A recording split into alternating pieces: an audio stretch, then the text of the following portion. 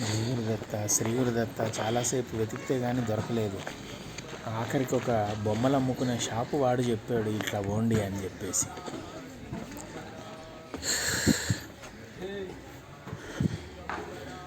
ఒక సనాతన ఆలయం లాగా ఉంది. శ్రీ దత్తాత్రేయ శ్రీ దత్తాత్రేయ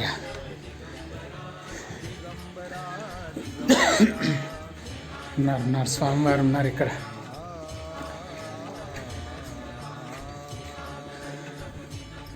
అనసూయాత్రి సంభూతో దత్తాత్రేయో దిగంబర స్మర్తృగామి స్వభక్తానాం ఉద్ధర్త భవ సంకటాత్.